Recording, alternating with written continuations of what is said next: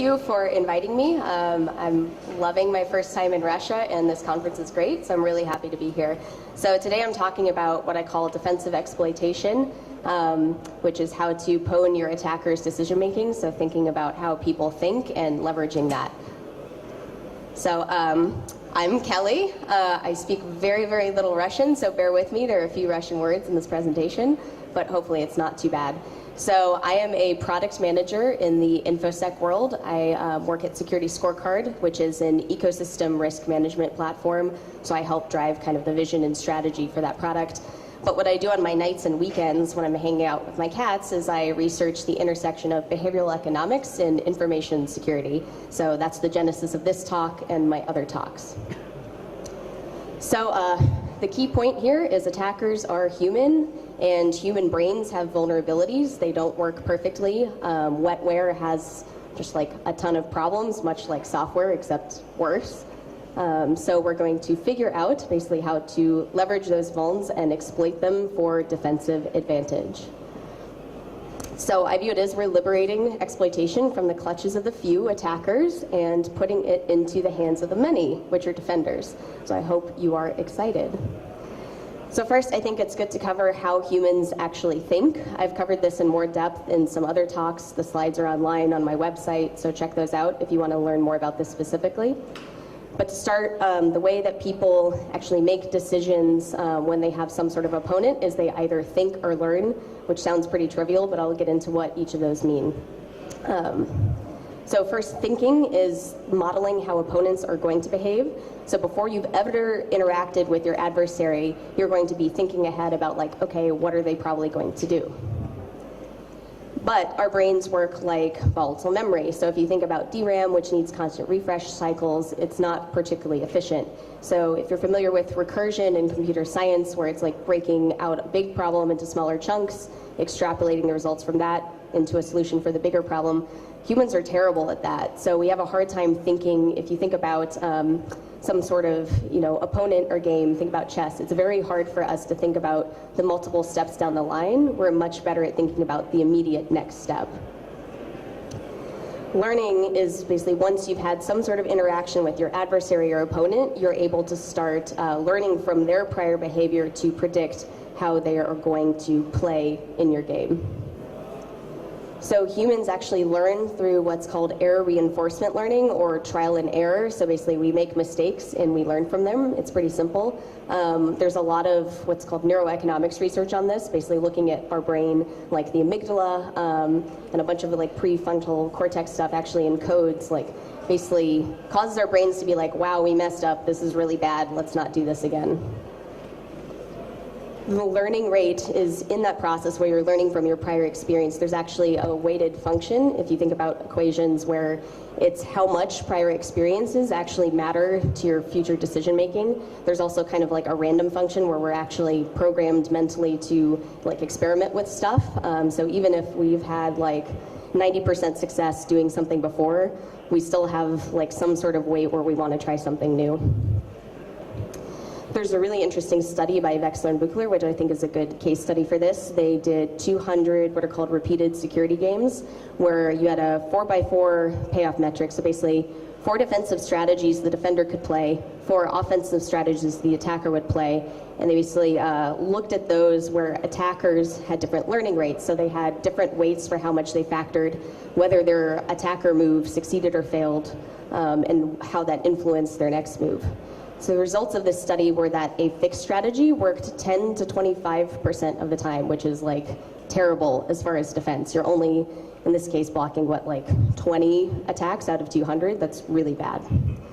A game theory strategy, which is basically the thinking part, where you're trying to predict ahead of time, okay, logically the attacker is going to do this, so I should use this sort of strategy. That worked about half of the time, which is better.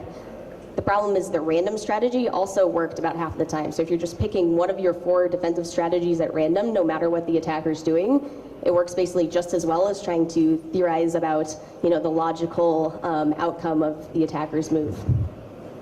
But worked what worked better was cognitive modeling. So cognitive modeling means you're looking at how the attacker is behaving in each move and how the attacker's strategy might adjust away from like the logical idea of what they should do. And that actually worked 61 to 77% of the time, so blocking, say, 22 to 54 more attacks than the game theory strategy, which is, again, having this static view of how attackers will behave. So I have references in the back. There's a paper called Know Your Enemy, which has this study in detail. So basically, attackers aren't completely unpredictable, but they're not like normative decision makers, and you can actually determine a lot based on looking at their prior behavior. So you don't want to be replaced, as I view it, by a random security strategy algorithm, so you need to start having these cognitive modeling strategies taking into account attacker behavior. So, since this is a very short talk, I'm moving directly into how to actually pwn your attackers. So first, you want to start with what's called a perceptual SWOT analysis. I don't know if it's here in Russia. In the US, SWOT is really popular. If you've seen the American show on HBO, Silicon Valley, there's a scene with like SWOT analysis. So it's basically strengths, weaknesses, opportunities, and threats. Strengths and weaknesses are like your organization internally, what strengths and weaknesses do you have. Opportunities and threats are like external factors to you. So like, for example, for a defensive organization, a strength may be like a lot of great talent, a weakness may be limited budget. Opportunities are the fact that board members see like the crazy fear, like, you know, CrowdStrike like headlines every day, and so they want to give you more budget. A threat may be the fact that attackers are now leveraging cloud services, and that's going to be harder to detect. Perceptual SWOT basically takes that and says, okay, how can strengths be weaknesses, and how can weaknesses be strengths? So thinking about this with your attacker, you need to consider like the judo strategy, which is basically like how do you flip everything around?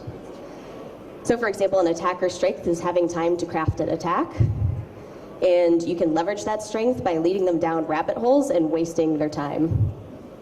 Another attacker's strength is access to known vulnerabilities, and you can confuse them by having fake architecture or having fake artifacts and making them uncertain when they're profiling your systems. So this leads into learning exploitation. So there's information asymmetry exploitation, which is you want to disrupt the attacker's learning process. So attackers, again, learn just like everyone else, so they factor prior experiences into their decision-making models, so you want to disrupt that. Learning rate exploitation is, remember the fact that there's that kind of like that weighted variable with how much the prior experiences factor in. So what you want to do is you want to insert unreliable data or feedback into their learning process to make their model inaccurate. So you want to exploit the fact that you understand your local environment better than your attackers, and if you don't, you need to understand it better. So first is disinformation. So the goal, again, is to disrupt the attacker learning process. Halvar mentioned this a bit in his keynote. So defenders have information that attackers want. We think of information asymmetry, that attackers have way more knowledge because they only need that one vulnerability and a way to get in. Attackers still need to profile your systems, which is an advantage. So one idea is to hide or falsify information on the legitimate system side, and there's some energy harvesting communication jammer papers that's in my references that you can learn about. Basically, falsifying data works really well empirically. So you want to remove the attacker's ability to profile. You want to remove their scientific method so they can't actually test their hypotheses. So one idea is to create honey tokens that look legitimate and would be useful in attacker recon. Like in Halvar's talk, you could probably leverage machine learning to help with this. So you want to, rather than obfuscating which documents are legit, just put a ton of crap out there so it's very hard to sift through. For example, you can create custom email error rejection messages, create a honeydoc with something like the Rivia policy, and then you create an error message with something that looks very official, like you violated, 139.a of the Rivia policy.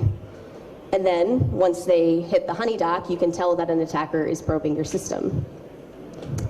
There's also maskirovka, which is deception. So non-determinism, if you're familiar with ASLR, that's a popular example, but it basically means that you can't expect the same result every time in a system. So I'm extending it to a higher level. So you want to raise the cost at the first step of any sort of attack, which is reconnaissance. So you want to make the attacker uncertain of what your environment is, and again, to screw up attacker profiling. So as an example, attackers now design malware to be VM aware. So a good idea is to imitate a sandbox. You can only afford so many sandboxes, like popular boxes cost like $250,000, it's not worth it. But a better idea is you can look like different sandboxes every time, so they can't actually profile which sandbox you're in, and they can't figure out why things aren't triggering. So my idea is putting wolf skins on the sheep, which is a lot easier than trying to do the reverse. So you want to mix and match basically like artificial or superficial artifacts on boot on physical systems that look like virtual systems. So emulate virtual artifacts. There's a GitHub link. Someone has worked on this a little bit. Otherwise, I haven't seen much work. So check that out. Here, I'm not going to go through all of these, but basically, like, these are some of the things that malware looks for. So this is what you want to, and you can literally just create like completely blank files, like empty, and just put these on there, because a lot of times malware has like very simple string searches, which is easy. So you can imitate Cuckoo. You can add prefixes of MAC addresses that are common with VMs. You can do things like put drivers, system folders. You can also imitate debuggers. So a lot of times there's like it's like binary as far as like what in the registry is saying like there's a debugger present or not. So attackers will use that to detect whether there's a debugger, and you can just be like, yeah, I'm confirming this. There's totally a debugger, like don't run this, even though there's not one. More stuff, you can make it look like you have every antivirus or endpoint platform in existence. This was just found through Google, so you can just emulate those, which also can be a deterrence mechanism. You can also deploy hypervisors, because that's another thing that malware often looks for. I haven't used these, but these are the ones I've seen recommended, but it's just added wolf skin. So in conclusion, you want to start with a perceptual SWOT analysis to gain some sort of perspective. Again, the judo strategy of how do you make strengths weaknesses and weaknesses strengths from attackers. So you use information asymmetry and learning rate exploitation to mess with attacker profiling and just make your attacker's life absolute hell. That's the goal, is to make them just like super frustrated and lead them down rabbit holes. So desinformacja i maskirovka.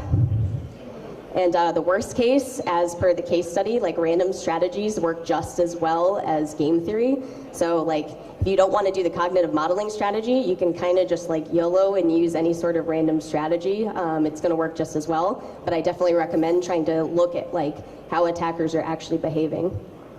And finally, clean klinom, vushir bayot, hopefully that's right, but fight fire with fire in English, like leverage this sort of defensive exploitation against your attacker, because they're doing that to you. With that, thank you, and spasiba.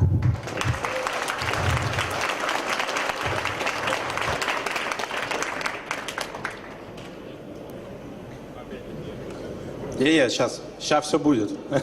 One moment. Ребята, если у вас есть вопросы, то поднимите руку вверх. Есть вопрос. Бегу. Я бесполезен. Thank you very much. It was very interesting talk.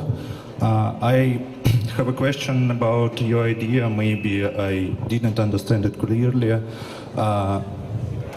Do you offer to integrate some sandbox components or maybe AV components in defending system, or just emulate their presence? Because if I try to integrate some drivers or some additional DLLs or some other stuff, I could increase the attack surface of my system, and it could be a little bit dangerous. Maybe I didn't understand, but yeah, what actually do you offer? No, so like I'll be careful. So you can buy sandboxes or antivirus or whatever else. What I'm saying is like open up Sublime Text, like type like blah, blah, blah, save it as like VMware.exe, whatever else. It's obviously not going to work, but it's very low cost, and it still, like, at least from the malware I've seen, it'll literally just scan your system for like, does that executable or does that like system folder exist? So it can be completely empty,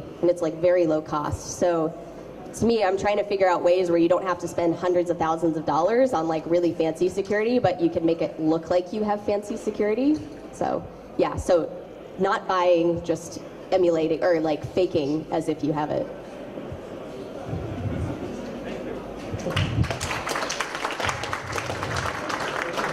Kelly, thank you so much.